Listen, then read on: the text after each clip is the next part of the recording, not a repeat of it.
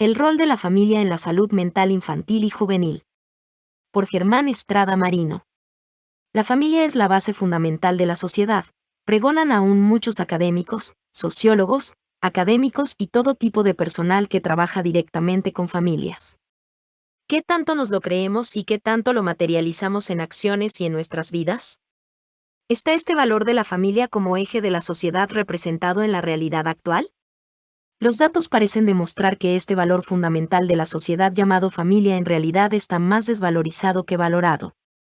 El divorcio, la descomposición familiar, las cifras de violencia intrafamiliar, de crímenes pasionales y las tasas de enfermedad mental y de suicidios, representan que la familia en la sociedad actual se encuentra cada vez más fragmentada y que imperan más el placer, la búsqueda de novedad, las relaciones líquidas o superficiales y la posición egocéntrica de padres y madres que ya no están dispuestos a entregarlo todo por sus hijos, ya que aún muchos padres y madres inmaduros emocionalmente se están buscando a sí mismos y parecen adolescentes tardíos cuya identidad está aún en construcción mientras sus hijos afrontan las consecuencias.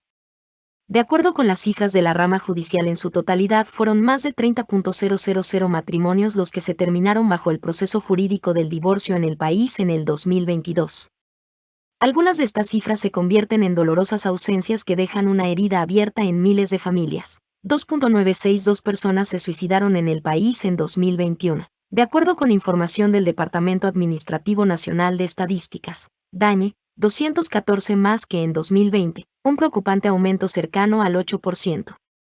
1. Sentimientos crónicos de vacío.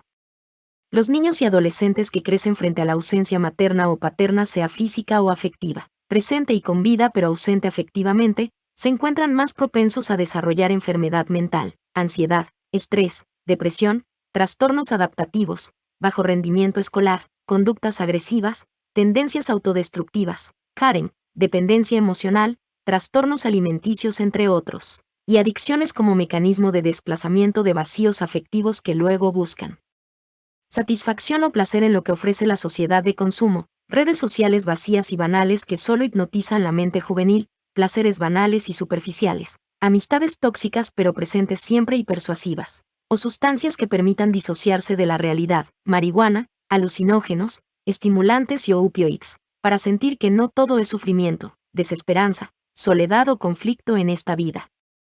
2. Sentimientos de inferioridad, autoimagen acosada. Los sentimientos de inferioridad y la autoimagen acosada son la consecuencia más común de los vacíos afectivos y de la crisis que vive la familia. La ruptura emocional con figuras de apego como madre y padre instaura un sentimiento de desolación, desesperanza y desprotección, que se traduce en una creencia inconsciente de no merecimiento de afecto, que llevará luego al adolescente y al posterior adulto a cultivar su propio sufrimiento a través de decisiones poco orientadas a dar y esperar y recibir amor desprevenidamente. Todo esto llevará al joven al autosabotaje, la procrastinación y a que se instauren profecías autocumplidas en el adulto. Soy de malas en el amor, la verdad todo me sale mal, la suerte está echada, esta es la vida que me tocó, o para qué amar uno si en realidad nadie lo va a amar a uno de verdad, como me han dicho algunos, y no pocos pacientes jóvenes con depresión y adicciones crónicas. 3. Temor al abandono.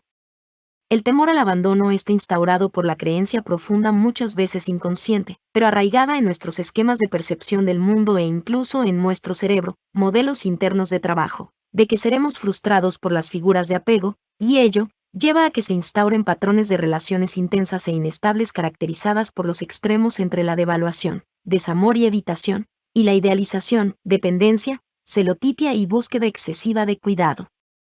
El temor al abandono puede manifestarse como formación reactiva, mecanismo de defensa intrapsíquico, cuando el individuo busca abandonar antes de ser abandonado, traicionar antes que ser traicionado, o cambiar de pareja antes de que me cambien y me hieran o me rompan el corazón.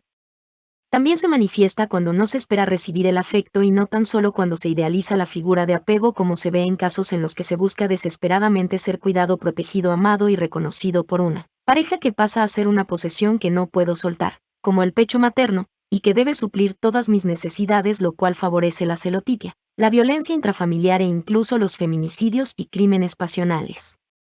Es decir, el temor al abandono puede manifestarse por tendencias extremas de compulsión a abandonar o de esfuerzos desesperados por evitar abandonos con marcada dependencia emocional, apego ambivalente. 4. Conductas impulsivas que pueden tener resultados peligrosos tales como gasto excesivo, sexo no seguro, abuso de sustancias o conducción temeraria y actividades peligrosas que generen euforia y placer pasajeros. La impulsividad es la forma en que el sujeto desfragmentado de la familia afectiva y de figuras de afecto consistentes presentes y protectoras, no sobreprotectoras, pero sobre todo estables que no existen para éste, sublima, drena, canaliza toda su energía psíquica que será desahogada en conductas que le hagan estimular el sistema de recompensa del cerebro con el fin de sentir que vale la pena estar vivo. Allí se libera dopamina en el cerebro y se consolida la impulsividad como patrón. Así muchos jóvenes están vivos, pero son autodestructivos porque en los juegos, las redes, las compras, las drogas o los excesos y las relaciones intensas o en la búsqueda de emociones intensas se encuentran la sensación de bienestar que disipan y menguan sus profundos sentimientos de desesperanza y vacío que en los excesos y compulsiones se encuentran algún alivio, o más bien alguna distracción, algún mecanismo de autoengaño y consuelo por destructivo que éste sea. 5. Periodos de intenso estado de ánimo depresivo, irritabilidad o ansiedad y comportamiento suicida o autolesiones. Los episodios y cuadros ansioso y depresivos son el común denominador de las generaciones hijas de la sociedad fragmentada por familias rotas en el siglo XXI. La sociedad líquida que planteó y criticó el sociólogo polaco Zygmunt Bauman.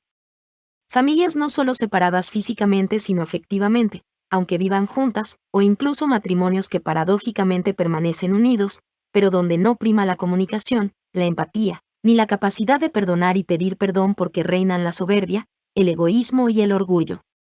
Son muy pocas las parejas capaces de amarse sanamente y dispuestas a reinventarse. Es más fácil divorciarse o buscar amantes y cambiar porque no me representa la valentía, el coraje y la grandeza que me representa ser autocrítico, reconocer errores y luchar por mi matrimonio y mi familia. Mientras tanto el hijo o hija se llena de desesperanza que se traduce en depresión que lleva al cortarse, al autosabotaje, a la desmotivación y la anhedonia, pérdida clínica de capacidad para sentir placer, y en los peores casos ideación, planeación e intentos suicidas. También se puede llenar el hijo, de incertidumbre tras estas rupturas afectivas en casa que se traducen en ansiedad. Ello desencadena en el mediano y largo plazo ataques de pánico, fobias, ansiedad generalizada y una desesperanza crónica o incluso delirios paranoides. Los demás están contra mí. En síntesis y como conclusión.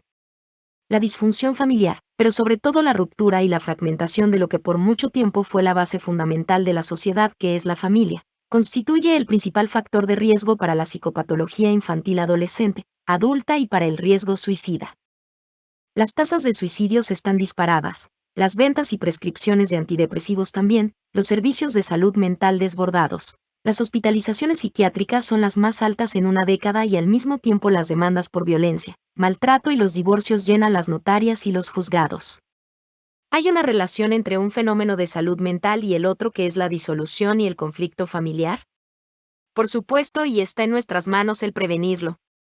Dejé para el final el confesarle al lector que los 5 elementos mencionados, los 5 signos y síntomas consecuencia de la ruptura familiar y la falta de afecto descritos en esta columna, constituyen, si el lector llegó hasta el final, los principales criterios diagnósticos del trastorno límite de la personalidad o Borderline Personality Disorder, una patología de la personalidad que veo mucho en consulta de jóvenes, con depresión, mayores de 15 años, e incluso muchos adultos y que vas más allá de la simple y transitoria depresión y la ansiedad leves porque en ella confluyen ambos cuadros. Diagnosticada poco por psiquiatras que no sean humanistas y empáticos porque no hay psicofármacos para ella, pero que a mi juicio constituye la nueva pandemia en salud mental del siglo XXI.